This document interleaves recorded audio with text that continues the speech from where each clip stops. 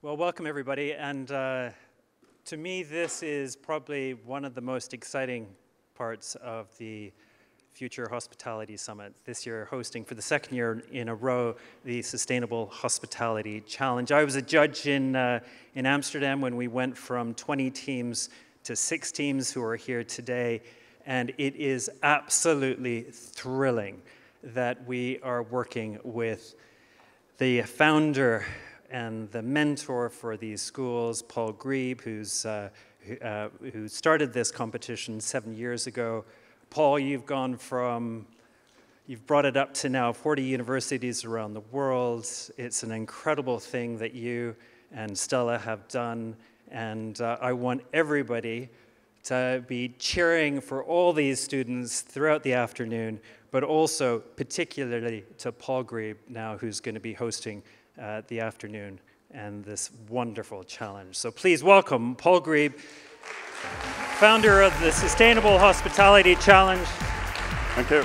Director of Industry Relations at Hotel School The Hague. So thank you, Paul. Thank you very much, Jonathan. Very, very kind words. But honestly, the students of today, they have put in an enormous amount of work. And they're sitting here scattered through this room, so I want a little bit of an energy blast. Let's give them a warm welcome.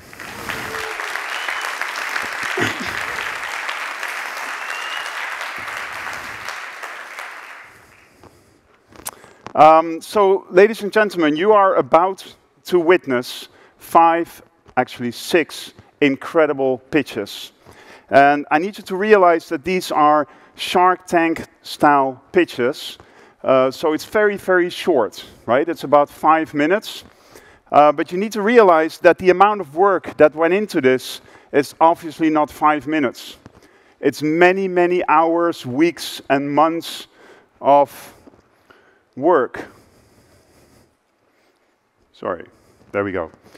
And I need to give you a little bit of background information as to where we came from. Because as Jonathan already said, we did run semifinals in Amsterdam. So on the left you see we started with over 40 hotel schools around the globe.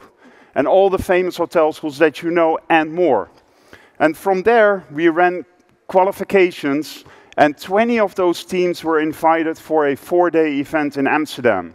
And in Amsterdam, we had 18 jury members, 18 industry leaders that had a difficult task to bring it down to 5 teams. And those 5 teams are here today in the finals, and they are about to pitch for you. Who are these finalist teams? Hotel Instituut Montreux, Hotel School The Hague, Swiss Hotel Management School, Hotel School Maastricht, and Cornell University. And once again, to the teams, I take this opportunity. What an accomplishment to come from 40+ schools to be in the finals today. Whatever happens today, congratulations for that.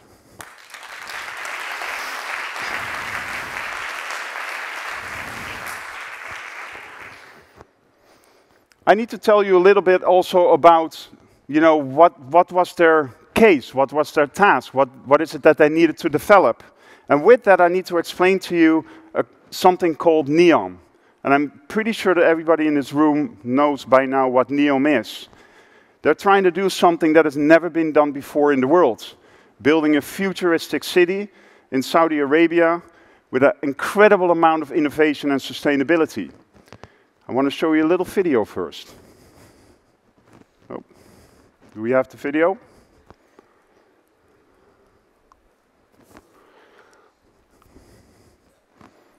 There it is.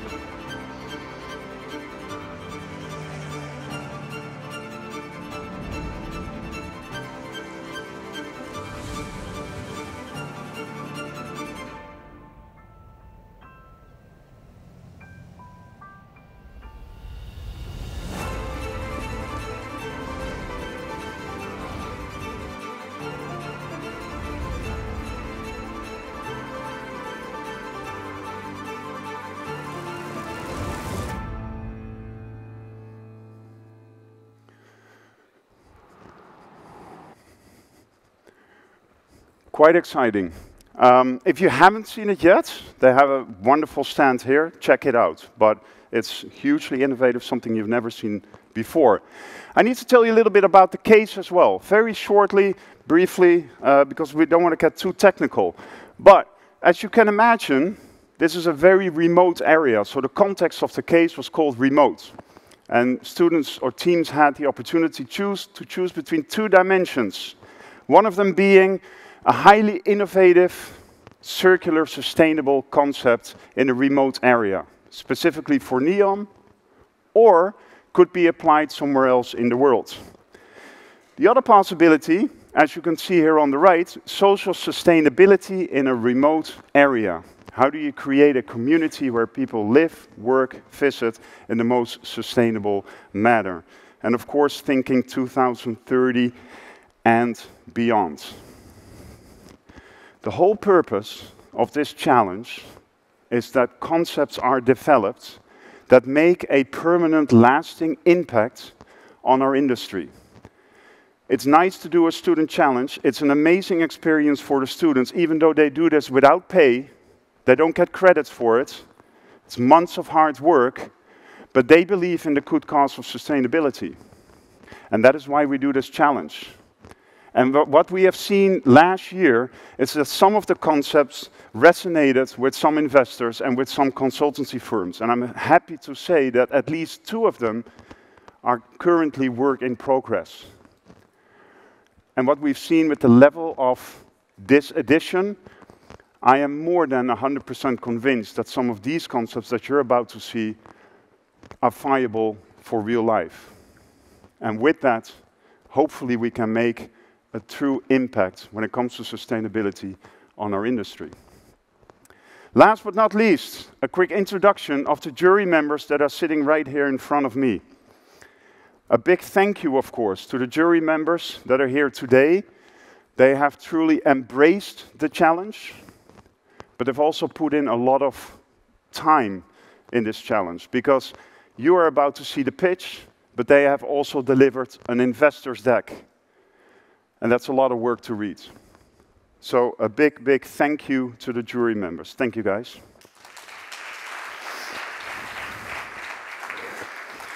The teams have also been coached by many different people from their own respective schools, from partners that they looked for in terms of advice. After the semifinals, we also had coaches in the form of Oscar Kneppers. He was the founder, CEO of Rockstart Incubators, and Peter Cole, the former CEO of Design Hotels. They've worked with these teams throughout to bring them at the level that we're at. Jury members, are you ready? Students, are you ready?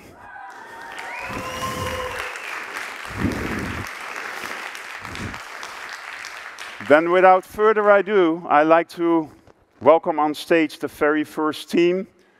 Welcome to Swiss Hotel Management School.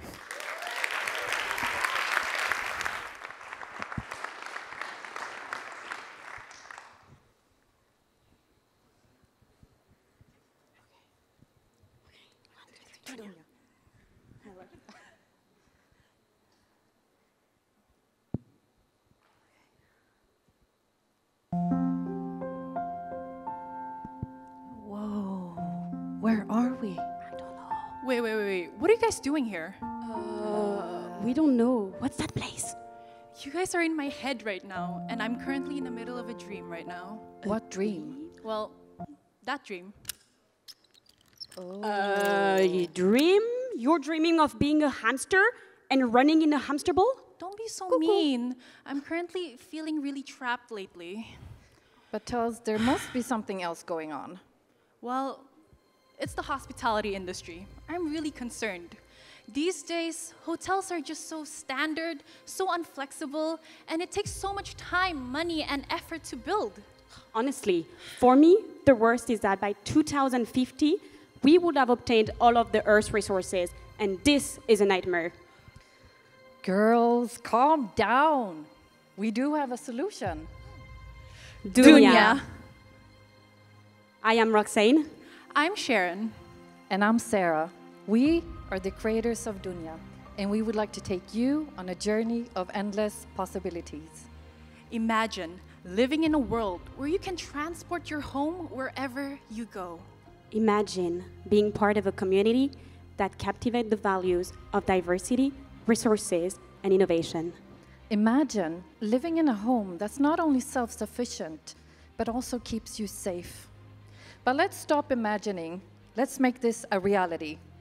With just a click of a button, Dunya will unfold from its protective capsule into a sphere, giving it the comfort and function of a home. This will make transportation so much more convenient, and we are offering you the flexibility and endless possibilities. For example, from a remote hospitality venture, Or why not a residential community? And even to a disaster relief product.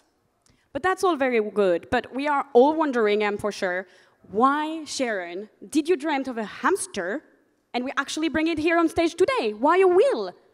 well, first of all, it's supposed to be a hamster ball, but then we didn't have a video of the ball, so we had a wheel anyways, it's okay. But people keep on asking us, why this shape? But did you know that this round shape actually increases creativity, imagination, and healing? And that is why us as humans have always been fascinated with this structure, from igloos and now spacecrafts. That's quite right. But wait, there's more. Ooh. Rounded shapes are more resilient to harsh weather conditions. It helps to maintain an even indoor temperature and also facilitates natural airflow. So it's perfect for a home. But Roxanne, could I design my own dunya? Yes, of course, Sarah, you can. We have developed 3 different types of dunya. Dunya A is our standard dunya, while dunya B and C can be customized according to customer needs and wants with the use of modular furniture, trends, innovation. But Roxanne, you forgot the most visionary part of Dunya C. Did I? You don't mean making it pink and fluffy, do you? Yes, you can make it pink and fluffy because it's customized. But by 2034, we not only want Dunya to fold, but also roll. Ooh. So here comes the money part. I know, money. Anyways, we are looking for an investment of $2 million for the research and development of our first Dunya. These funds will not just cover the prototype, but also all the sustainable materials, the opening expenses, and of course, the team that will come and work with us on Dunya. And for some people, this is just another project. But for us, we're proudly taking an active role into shaping the future into a new and better place with Dunya. We are truly believing in Dunya. And whatever the outcome of this challenge might be, we are promising you that we will continue to work on this project and bring Dunya to life. And the funny thing about saying that Dunya will bring Dunya to life is that Dunya in my culture means world, but Dunya in the Arabic language means life. And that's because, as you can see, we envision a world full of Dunyas. Dunya is a world of endless possibilities, and we need to change our mindsets. We need to change the way we live and the way we consume the limited resources of this planet. And we need to do it now. We are game changers. Dunya is a game changer. The question is, are you? Thank you. Thank you very much. Before starting the questions, we would really love to thank all of our partners, everyone who have helped us out, especially the visuals with Lunas and Corsini. Thank you. Thank you so much.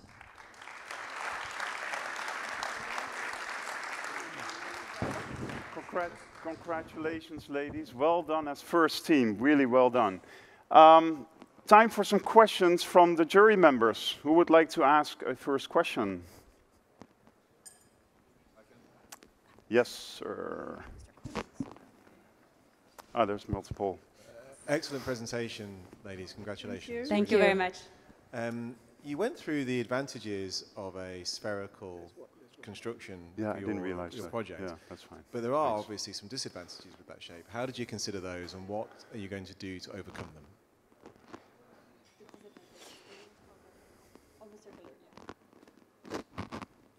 All right. So yes, we have considered the advantage. I mean, we were actually stuck because of those, obviously, as you can imagine. The folding and unfolding of a round sphere, this is hard, this is complicated, and that's why probably it has never been done before, and that's why we're keeping up that challenge. And I think this is something that needs to be done. But we have contacted a lot of engineering companies, such as Tenfold, and we have talked to them about it and asked them, is this possible? Is this too crazy? And they said it's not impossible, but it's out there. So it's definitely like, if you say is the like I think 10 years ago when people, no, not 10 years ago, I'm sorry, I'm really nervous. I'm really, really nervous. Okay, anyways, it's the word possible. impossible does not exist. Yes. Hi, Yes, Tim. please. Quick question. On the energy, so what are the sources of energy in water for that structure? Where does it come from? The energy, where does it come from? So we want to make Dunya as self-sufficient as possible. So most of the energies come from the sun with the glass covering that we're going to have outside of the Dunya. And also on the top of the Dunya, 30% will be made of energy-creating glass, where it takes in the solar energy and creates electricity for the Dunya. And we also have an atmospheric water generator. They take the humidity from the air and make it into fresh water. So it's self-sufficient. Okay, I lost my voice Sorry. just now. But what about waste? Okay, got it. Yeah, So got it. for human I will do waste, that. we have a incinerating toilet that's going to turn all the human waste into ashes that you can use to put back into the ground. And then for regular waste, I mean, we're humans, we're always going to have waste. But in our Dunya, we are envisioning not using that much plastic because that's like the whole concept of being sustainable. But of course, we're going to have some sort of we had some sort of... We have like bokashi systems as well that pretty for the much food compost. makes the composted waste into fertilizers for the earth. So we take from, not take, but like we borrow something from the earth but then we give it back, basically. Okay.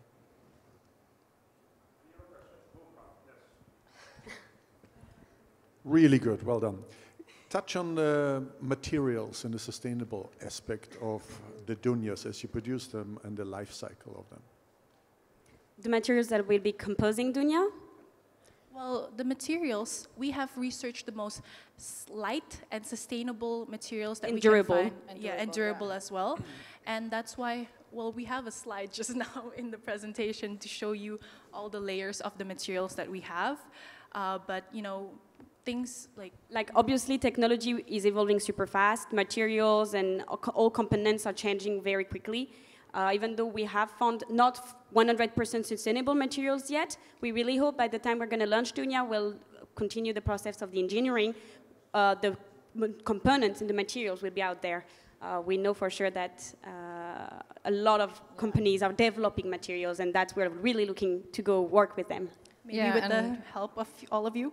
Yeah, and we have also done a lot of research on Google, and even though Google knows a lot, Google doesn't know everything. So we think there's a lot of information out there that we still are looking for more expertise advice. Yeah, funny that you mentioned Google. That's the nickname of my mother-in-law. So I hope you're not recording this. So the $2 million that you mentioned, how can you substantiate that? Where you mentioned $2 million, or yeah? So where did that number come from? Who wants to respond? Okay.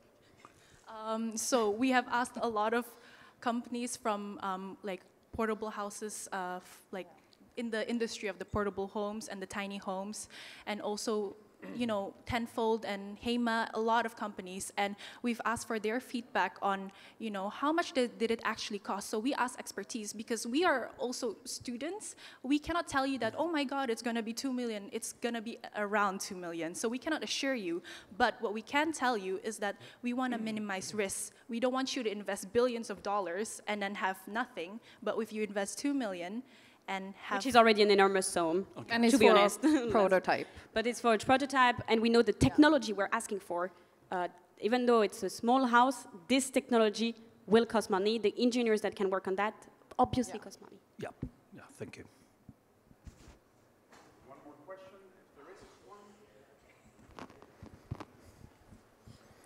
Ladies and gentlemen, give them a warm There is a question. applause. Thank you. Thank you so much. Thank you. Well done, eh?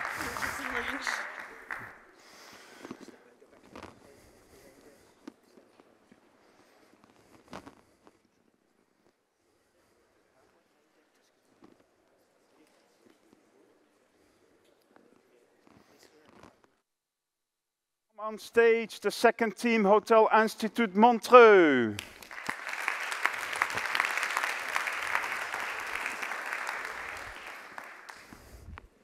Thank you.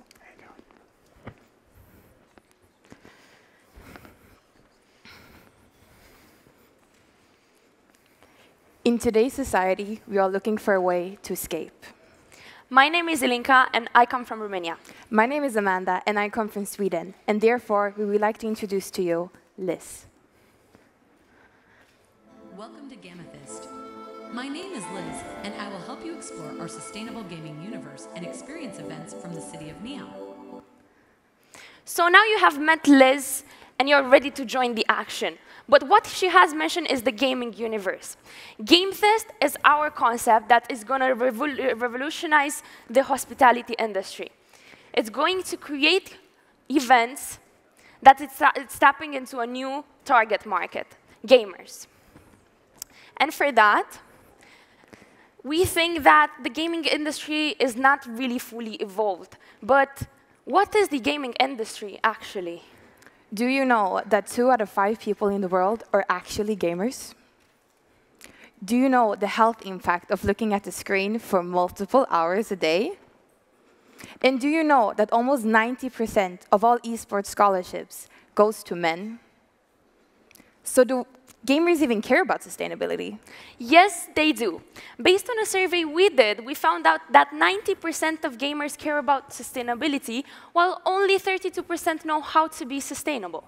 That is what we want to change. We believe everyone should be able to experience a sustainable remote adventure, no matter who or where they are.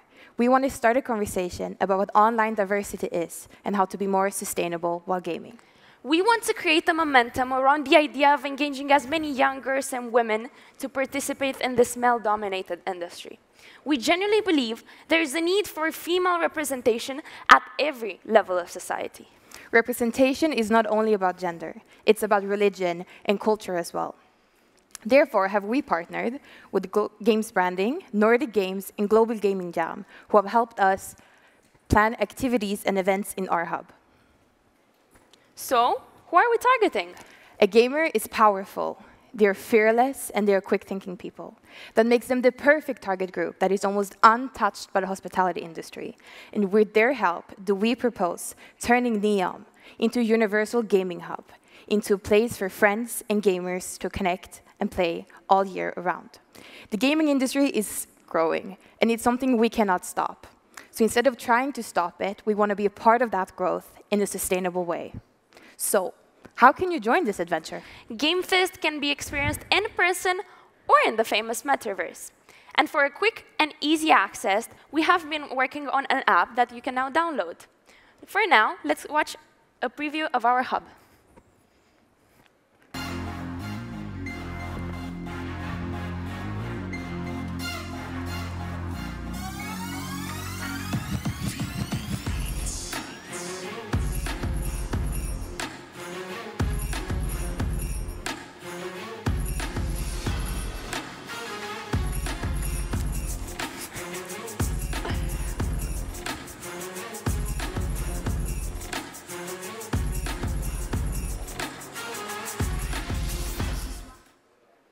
With Gamefest, we will adapt to Neom's sustainable philosophy and continue to save, reuse, or recycle energy and consumables. Gamefest has a clear target.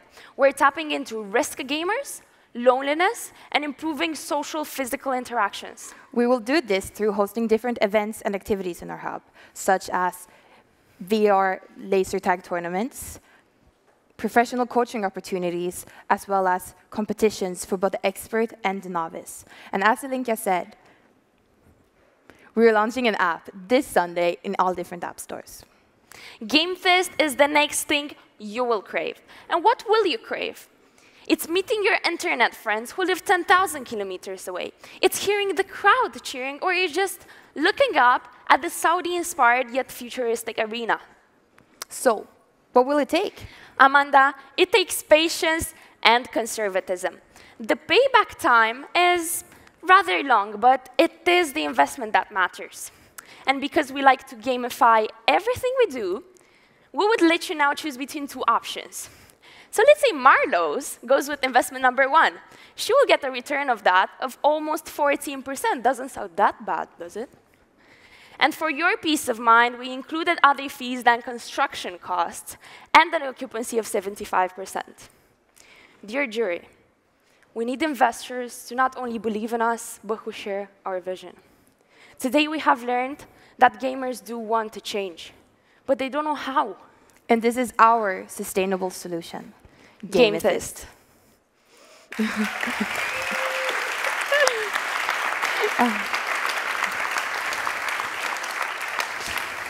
Well done, ladies. Congratulations. Questions from the jury? Sandeep, yes. Well presented. Thank you. Thank you. Two parts to the question. One is, you said you would have gaming events, and how does that connect with sustainability? One. The second was, you spoke about it just being a virtual world, but increasing engagement. Wouldn't engagement be more if one had to look at something which is more physical and in front of each other versus it being virtual? So to tap into your first question, you asked about sustainability in gaming.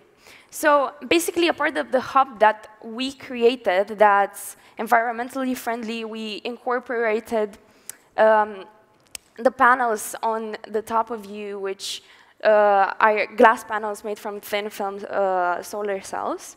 And living environment aside, one really important sustainability part of our project is the social sustainability. For that, we actually really focused on, do our gamers healthy? What do they need? And is their impact healthy on the society overall? So that's why we actually have talked with our partners. And Tarja, who's been kindly enough to speak with us, she's the Director of Communication at Games Branding. She has explained to us the gamers' behavior and how does that work in society. And we want to change that. It's the social sustainability that really matters for us. And to tap into your second question about why they will actually go to us, a study made by Google in 2021 said that 45% of gamers actually enjoy watching other people game than actually game themselves. So if we can bring the big names, bring game launches, and bring YouTubers, for example, and influencers, they will bring their following, and having an opportunity to meet your idols is something I don't think anyone would turn down. But I think Sandeep also mentioned the virtual component. Oh, the virtual. Yeah. Can you repeat the question? I'm sorry. The second part of the question was, when we look at this whole business you're tapping into gaming, right? Gaming, end of the day, is virtual. I got your point about people watching, and therefore there are more people watching versus playing, and that brings in a certain amount of engagement. But true engagement actually comes with games which might be more physical in nature, where you're together with other people. So how does gaming, which is virtual, you could be sitting anywhere and doing it, actually create engagement, which is one of the things you mentioned in the presentation?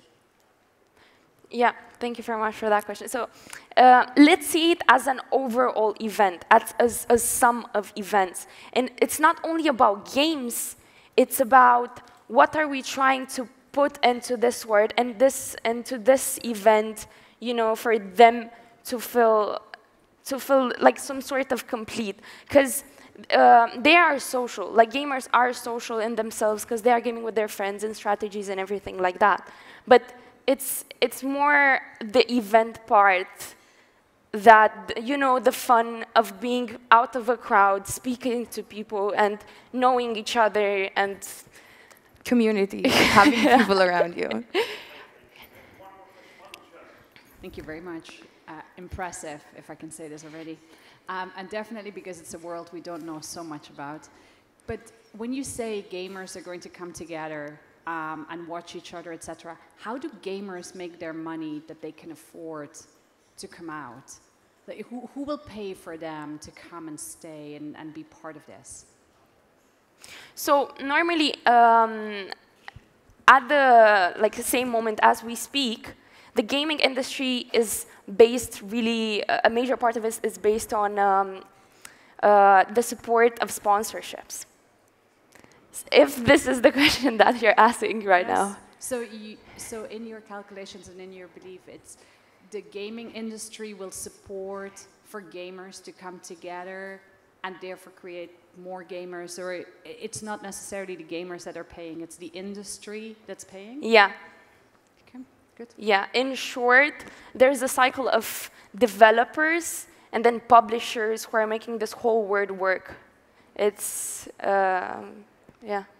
Thank you very much. Congratulations, Ilinka and Amanda.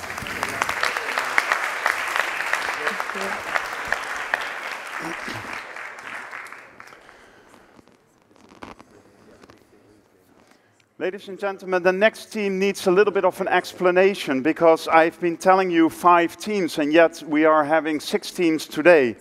Jonathan also already mentioned 6 teams.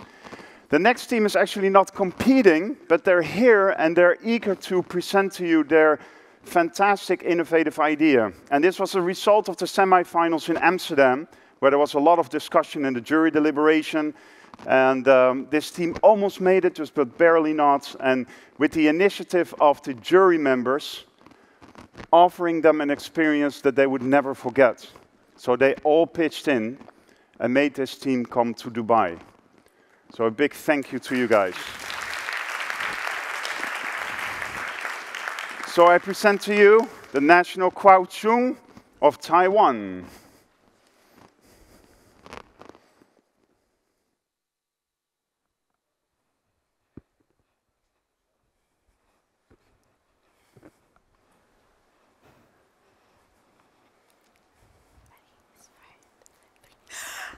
Kiki, how's it going? I'm so excited to tell you about this new experience. It's like water and camping. Like wamping? Wamping! Yeah, and they have these water rooms. Like rooms? Whoa! Yeah, it's called... Tell me. Pani Island.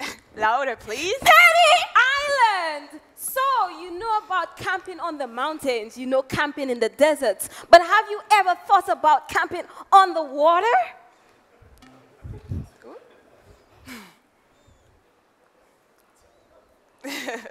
Can we have help turning on the video, please? Don't worry. Here you go. No need to be a sailor to be a wamper.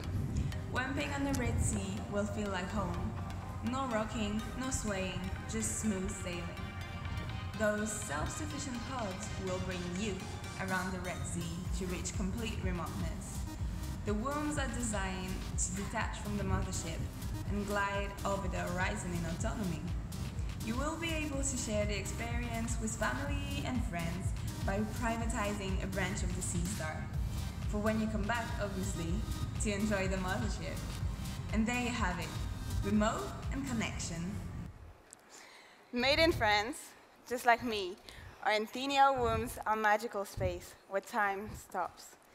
Our Anthenia wombs sails away from the mothership, and as Anthenia wombs blends into its natural elements, it's time for you to reconnect.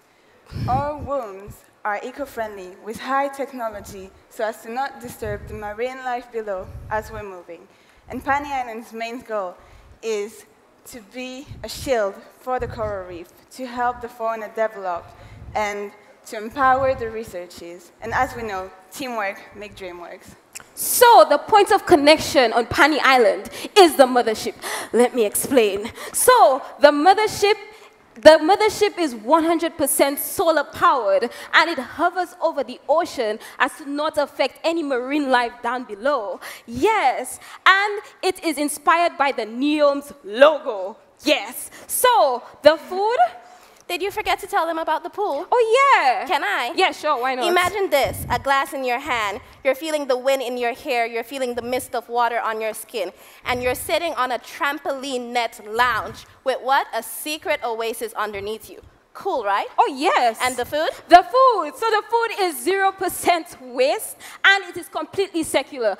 But your experience actually begins on the on-land reception. Yes. So all you have to do is drop your bags, check in, and sail off to Pani Island. On what? On automated vessels. We'll Wow. hop right on, and like the Wampers, we'll dive right in.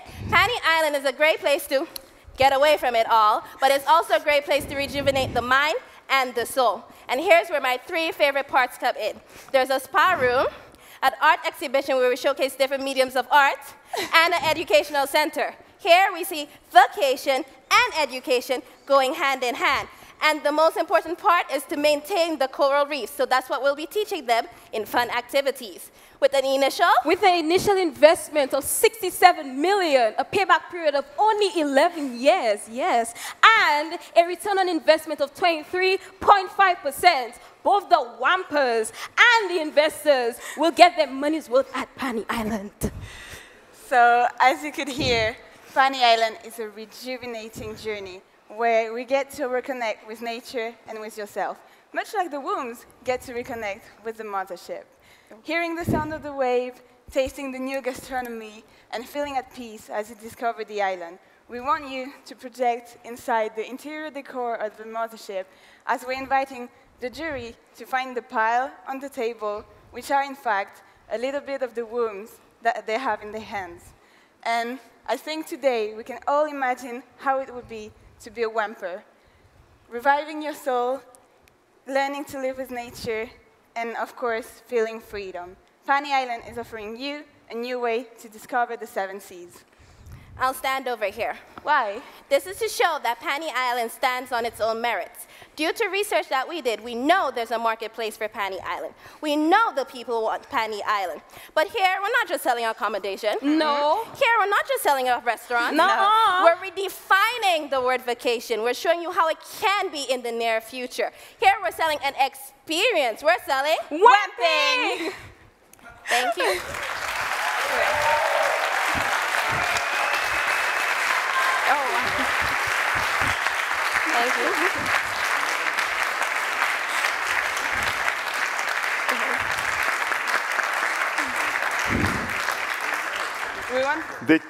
Did you hear the applause? Thank you so much. Amazing. You wanted to say something? Yeah, so we want to thank all the people that helped us and that believed in us to make it this far.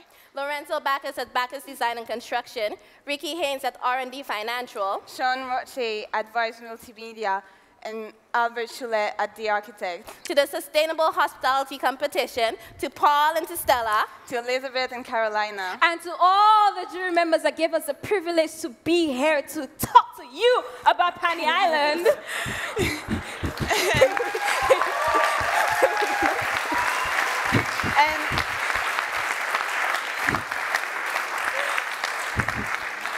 And of course, let's not forget our incredible partner that here, Yannick, as International Relations Manager of Anthenia, that trusted us and that wants to work with us. But also thank you to Meili, which is the architect of Anthenia, and Muriel, which is the communication director, and all the team that helped us with this project. Merci. Thank you. All right. Any questions from the jury, please? Emily has one more thing to say. And we're really proud of all the team that are here. We're glad that we came to work here with them and to had to see them again. And we want you to enjoy all the presentations because they've been working really hard on their project. And we're so grateful we got this opportunity, but we're way more grateful that we got to do it with all of you guys. And to the teams here and watching online, I know you are watching online, yes you are. We would like to say, we love you. We love you. Yeah. Any questions from the jury after this? Any questions? Just Marloes. amazing, fantastic. Your guys are good. Just a thank you. Listen, if you had the 67 million, what would happen? How does this look like? What would you start with? Can you just give us just a little bit of insights of where this money goes or how long it takes? Just a bit more practical depth? Yes, of course. Okay. So for the worms that you see, we're working with Intinia. So the prototype exists already, and we already have projects that are going on. So the worms are already taken care of by the Intinia company. That we could have the worms in a year. That's it. The worms that are in the structure, we could have it in a year.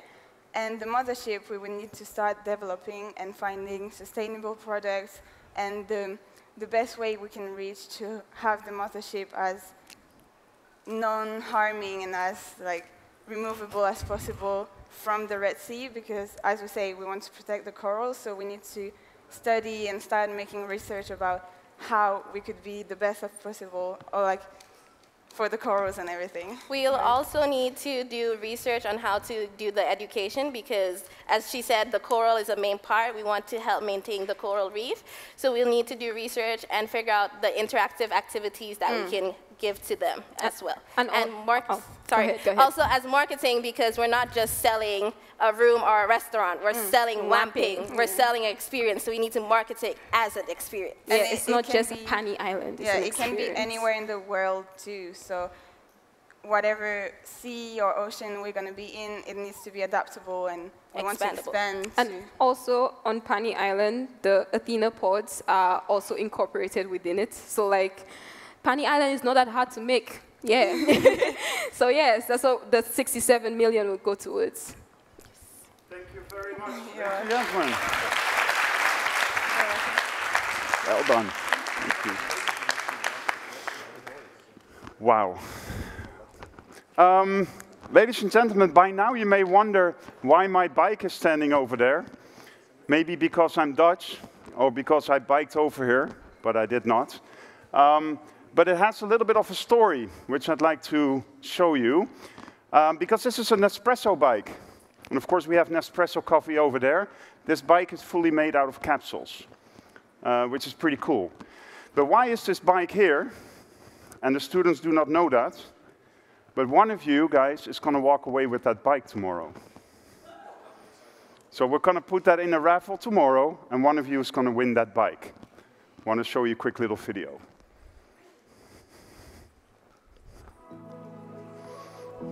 A Nespresso coffee. Quaint, delightful, seemingly short-lived. But this isn't about the coffee. It's about this capsule. It's the end of the cup of coffee, but it's the beginning of the capsule's journey. See, they say all good things come to an end. With Nespresso, we say it's simply a matter of a new life. Having a new purpose, filling a new role. Bringing a little goodness once more. So no, good things don't have to come to an end. They simply get a new life.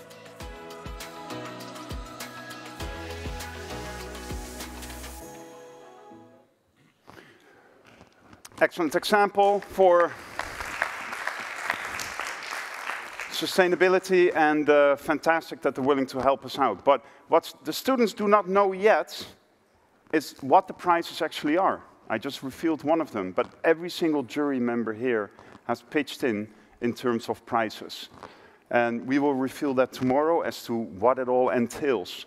But it includes things like free coaching with some of the senior leaders, loyalty points, rewards points, weekend getaways, a lot of crazy good things. With the best prize for the winning team, ladies and gentlemen, a fully paid trip for the entire team to visit NEOM, including flights and accommodation.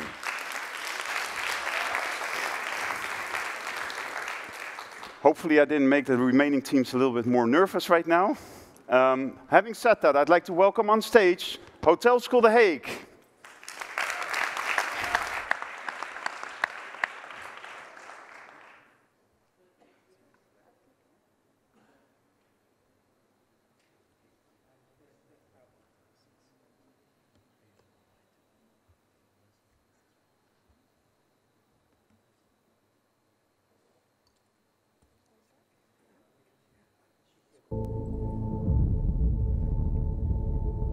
I see trees of green, red roses too. I see them blue for me and you. And I think to myself, what a wonderful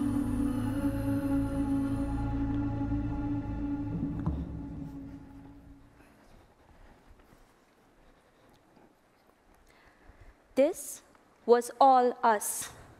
So, the present education system has been failing us. We need a new educational framework that will create this change, and that's what we are going to present to you today. We created this wonderful world, and it's on us that we change that.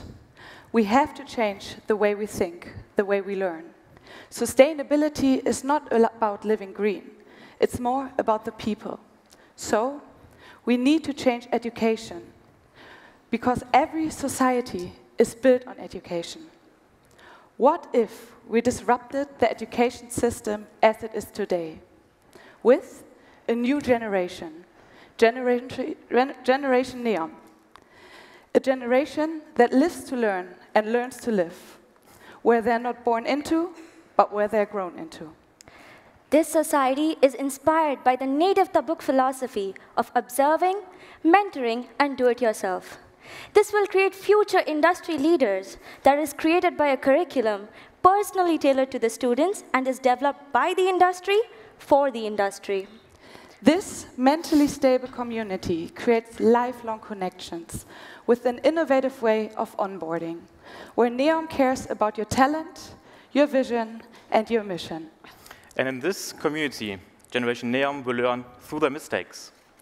By using state-of-the-art technology, Generation Neom will learn through their own actions, and that without any real-life risk. Gamification and instant reward systems will enhance the learning outcomes, increase the engagement, and grow their talents. But access to these talents should not be seen as a cost, but as an investment. All of you over here have made various forms of investments, be it stocks, buildings, companies, and whatnot. But today, we ask you to invest in people. Imagine you can invest in future pioneers like Elon Musk. With a unique hybrid model where the global investors and the government invest into an educational fund, this will finance the students' education. We have experienced many industrial revolutions, but we have never seen a revolution in education. So the industry is changing continuously, but the education is still falling behind. So the question is, why? So we have to change definitely the education, and so it's time to start the first educational revolution. Thus, we present to you the Sustainable Education Framework, founded on 5 core pillars: real-time curriculum, state-of-the-art technology, inclusive community, cultural onboarding, and financial freedom. This will create a society that embraces sustainability on the highest level. It is great that we're trying to implement sustainability in hotels and that we're trying to implement that into our day-to-day life. But to be quite honest with you, that is not enough. We need to change something. We need to create something that lasts forever. People. People that NEOM needs. People that drive innovation. People that are not just aware about themselves, but also their surrounding. People that create a change. And NEOM will create hospitality within the people. Wherever they go, the companies will benefit from it. NEOM will live and grow within Marriott, Hilton, Gärtner Hospitality, and The Line. But why do we start in NEOM? Starting in NEOM would be like starting at the heart of the world. NEOM has the vision, the values, and the ambitions to disrupt the traditional way of living. And this will set an example for the whole world. Thus, as we all over here have gathered at this conference to lead the change, let's create Generation NEOM. Let's create a truly wonderful world. Thank you. Thank you. I request you.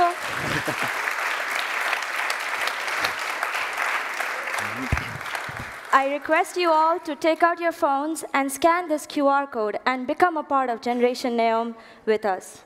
Thank you. Thank you. Thank you.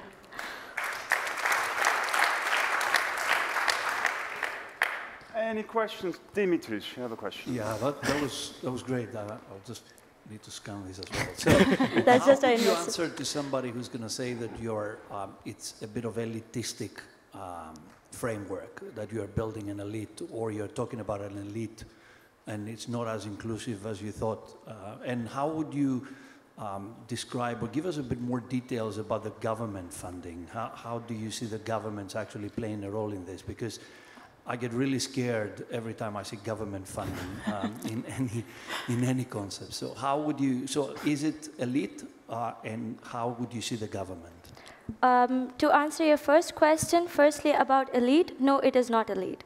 We do not discriminate, We do not discriminate on any basis whatsoever. Talent is extracted on an open application basis. Anybody can apply. And once they graduate, and then they like return the investment. Secondly, in terms of government partially funds this, and government will be more than willing to do so, because this will develop the city.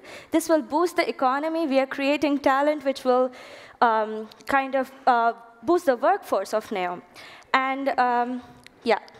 And as I said also, NEOM needs us. So NEOM needs this concept to bring in people and to sustain them in NEOM. So they will stay and develop within NEOM.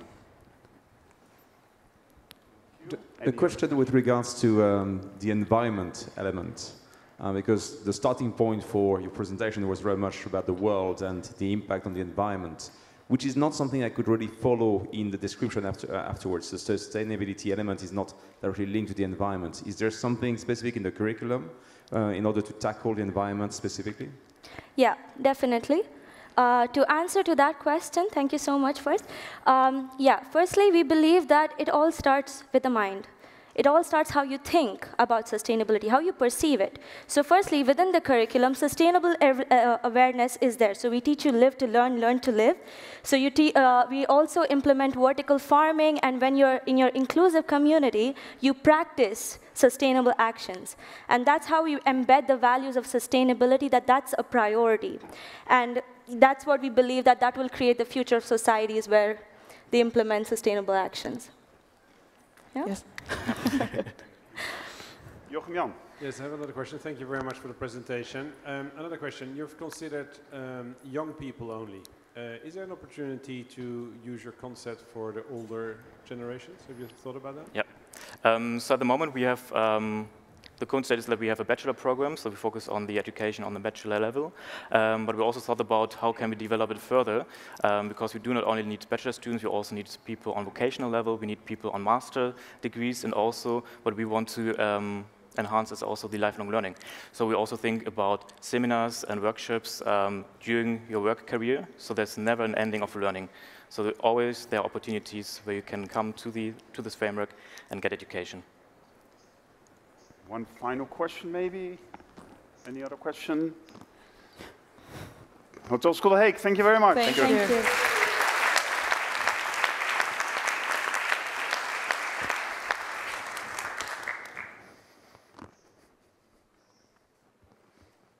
Ladies and gentlemen, please welcome on stage Cornell University.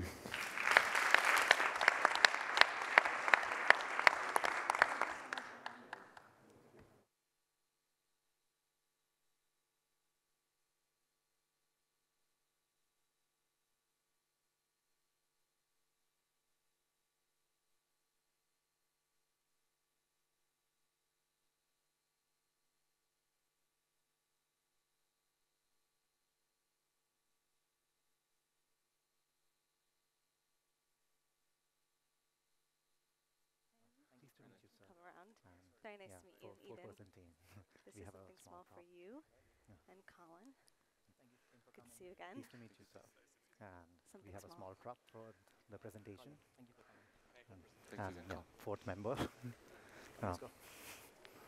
Pleased to meet you, sir. Yeah. And here's a small prop. We'll get to it soon. Yeah. Pleased to meet you, sir. All right. Let's do this. Do this. Hello, everyone. My name's Eden, and I'm joined by Dave, Udav, and Eddie. Hello. Our backgrounds span engineering, operations, private equity, and design, yet we're all Cornell hoteliers. As Paul mentioned, 5 minutes is not enough to summarize the 1,700 hours and 25 extra slides we have. We are so in love with this concept, and we are extremely excited to present it to you today. As we all know, the modern traveler seeks bespoke, luxurious, sustainable experiences. What if you could have all this and your hotel room journeyed with you? Welcome aboard Nimbus. We invite you to soar across Neom in a self-contained luxury hotel room. Imagine the beautiful sensation of just floating.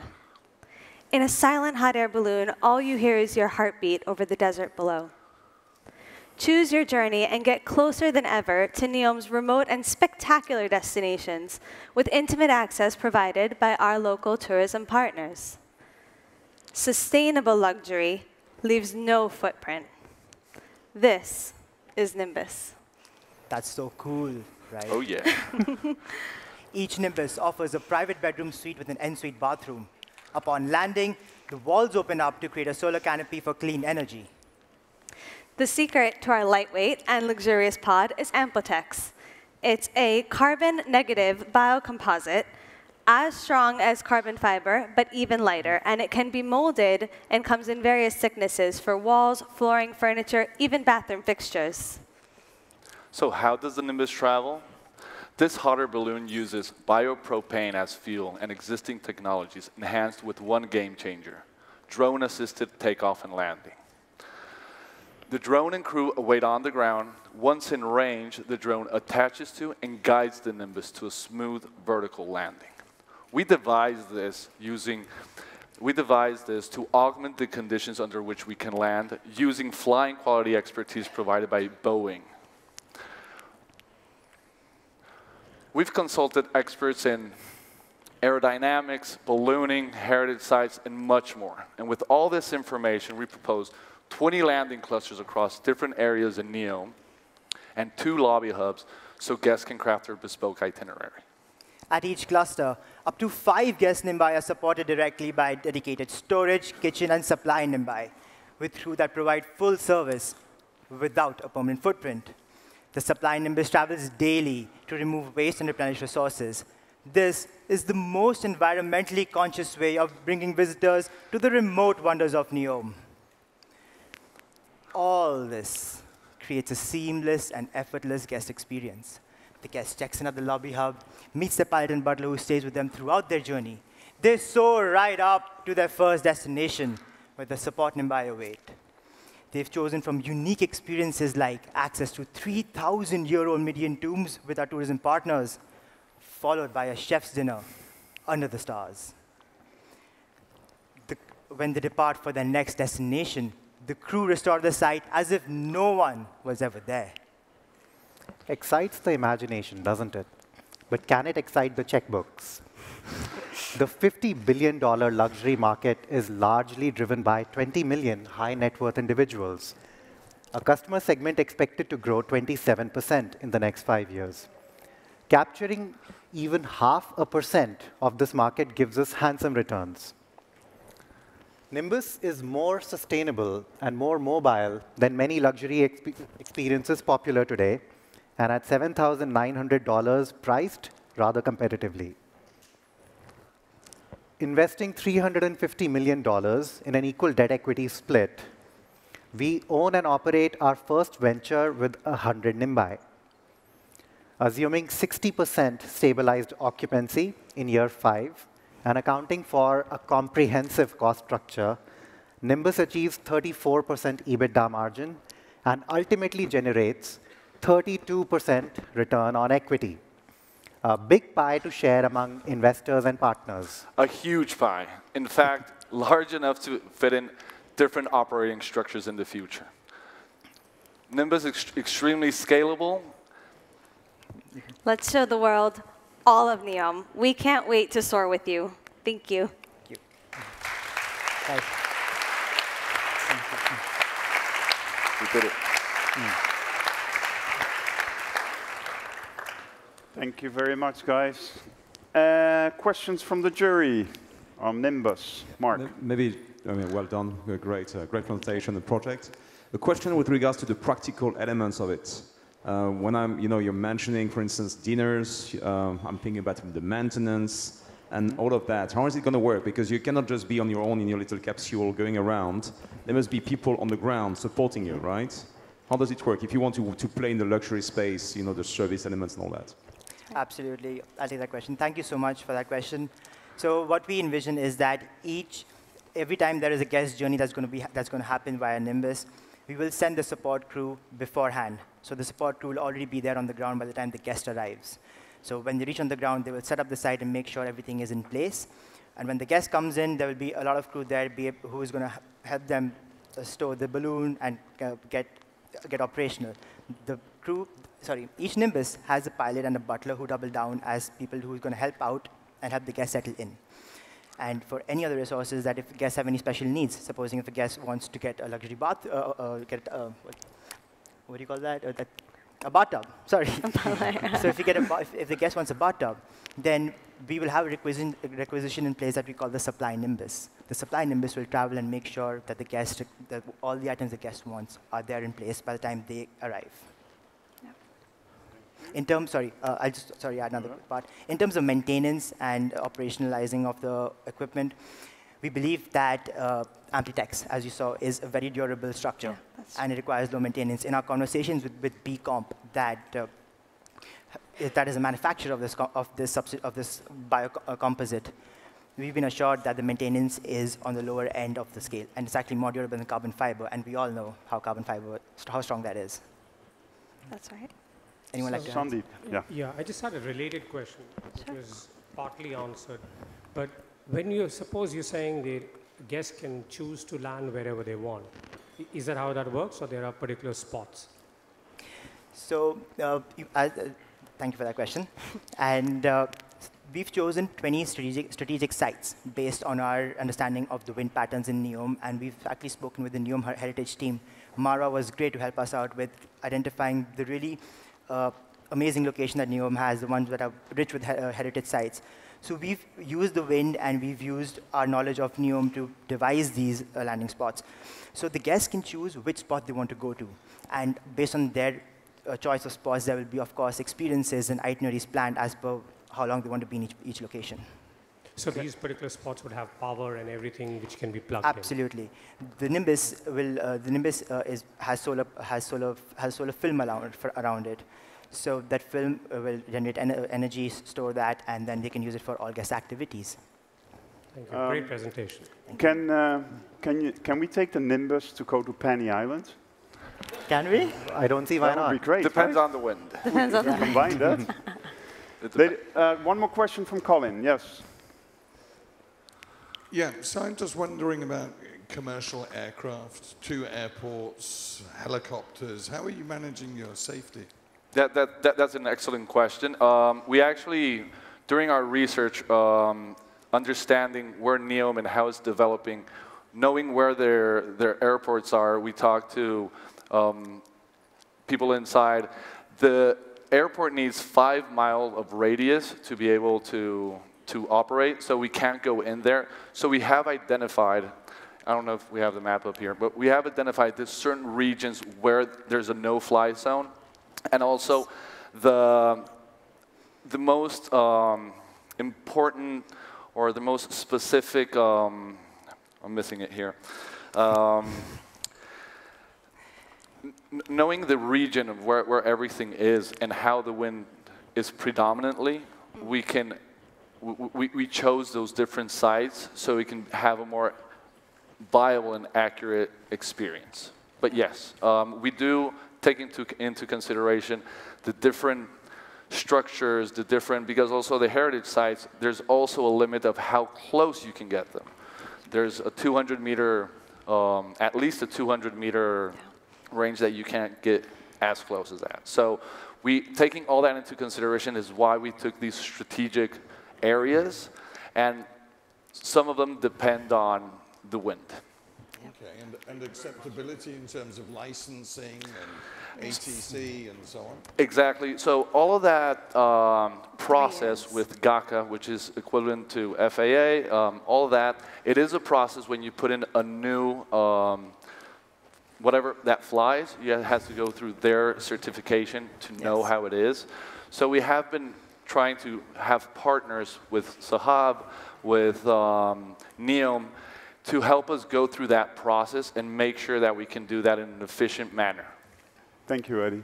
Ladies and gentlemen, Cornell University. Thank you.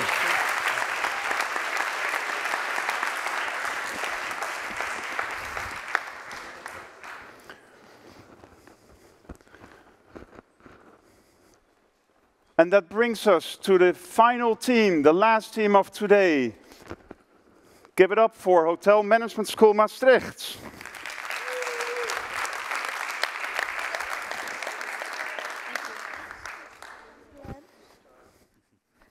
Thank you for being here. Thank you for being here. And welcome to LEN, Mr. Colin.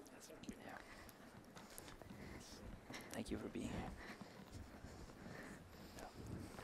It's like here.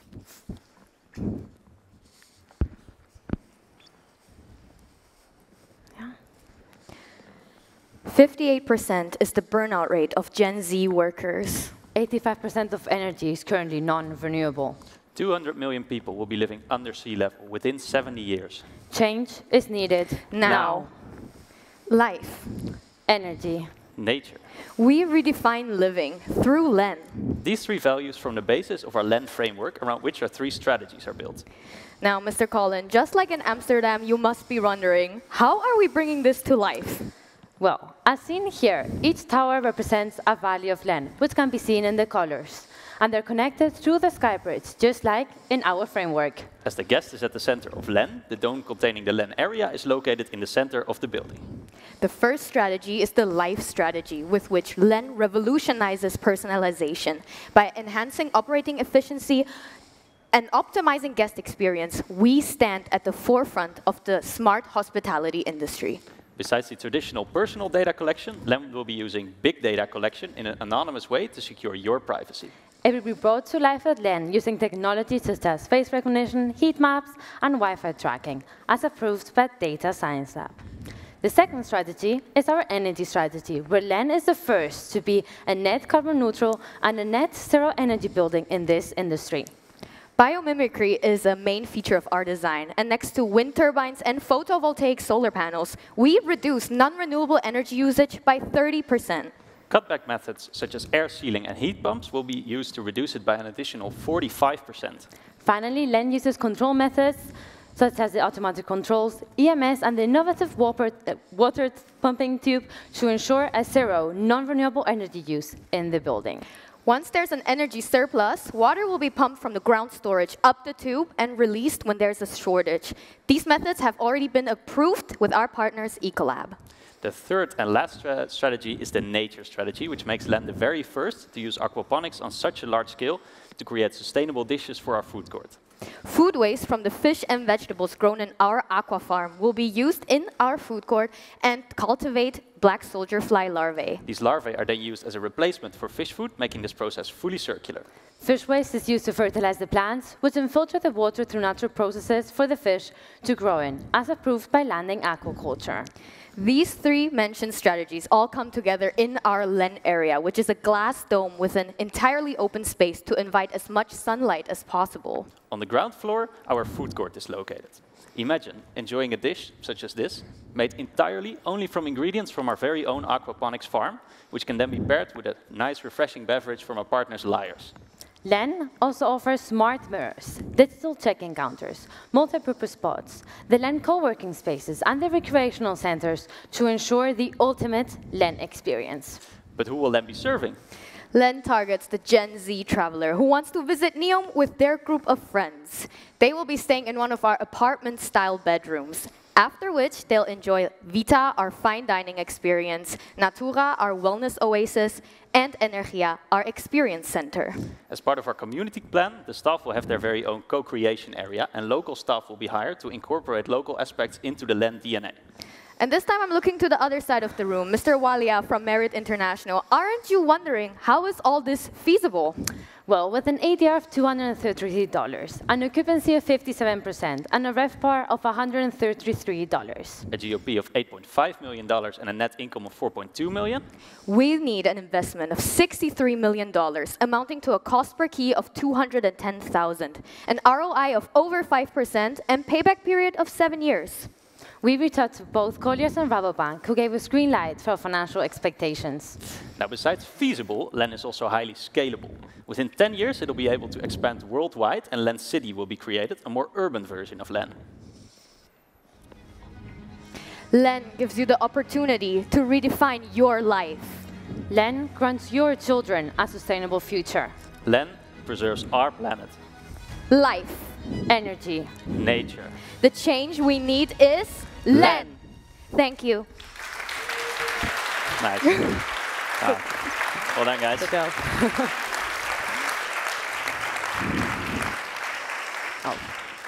Congratulations, guys. Jochem Jan. Yes, thank you very much. Excellent presentation. Not sure this is on. Is it on? Yeah. Okay. A quick question with the dome, the middle part. If we're going to build this in Neom, I'm not sure when you were last in Saudi, but 8 months a year, the dome is going to be extremely hot. How do you think you're going to cool it all down? Well, first, the dome is in between the buildings. So the 3 buildings make sure that there's a lot of shadow actually within the dome. Rebecca mentioned that there's a lot of sunlight coming into the dome, but ensuring so that we don't have to use electricity lights. However, because of the shades, in theory, it should be able not to be too hot. Yeah, and we asked Ecolab because they have a patent for solar panels. Yeah. You can put on glass surfaces, however, the sunlight still shines through. So the glass dome, the Len area, which is in space of a traditional lobby, is actually fully covered in the photovoltaic solar panels that can ensure sunlight shining through. Thank you. Any other question from the jury? Any question from the audience? Oh. Uh-oh. No? Sharon? The other teams? Oh, okay. Ladies and gentlemen, Hotelschool Maastricht, thank you. Thank you.